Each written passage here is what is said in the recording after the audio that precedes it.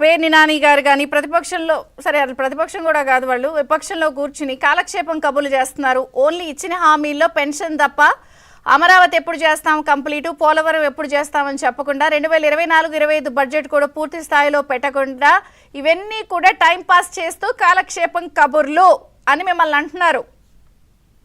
అంటే కాలక్షేపం కబుర్లు కాబట్టేనా చంద్రబాబు నాయుడు గారు అమరావతిలో చిన్న చెట్లు మొత్తం తీసేసి ఉన్నటువంటి భవనాలు మొత్తం కూడా మళ్ళీ శరవేగంగా పూర్తి చేయడానికి చేస్తున్నటువంటిది కాలక్షేపం కబుర్లేనా?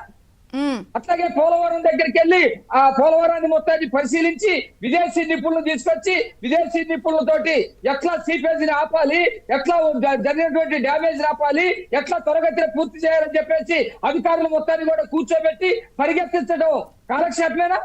ఎడవ కాలువకు సంబంధించినటువంటి పనులు మొత్తం పరిశీలించడం కాలక్షేపమేనా? లేకపోతే పెట్రోలియం లిమిటెడ్ కు సంబంధించినటువంటి పరిశ్రమ రాష్ట్రంలో ఏర్పాటు చేయడం కోసం త్వరగతిన అధికారులు మొత్తాన్ని కూడా తీసుకొచ్చి ఇక్కడ రిఫైనరీకి సంబంధించినటువంటి భారత పెట్రోలియం లిమిటెడ్ కు సంబంధించినటువంటి పరిశ్రమని తీసుకురావటం కాలక్షేపమేనా? ఒక్క గంట కూడా విశ్రాంతి తీసుకోకుండా పని చేయటం కాలక్షేపమా? లేకపోతే తాడేపల్లిలో కూర్చొని పబ్జీ ఆడుకుంటూ రాష్ట్రాన్ని సర్వనాశనం చేయటం కాలక్షేపమా? అంటే జగన్మోహన్ రెడ్డి ప్రభుత్వ కాలంలో చేసినటువంటి పనులు మేము చేస్తాం అనుకుంటా ఉన్నారు.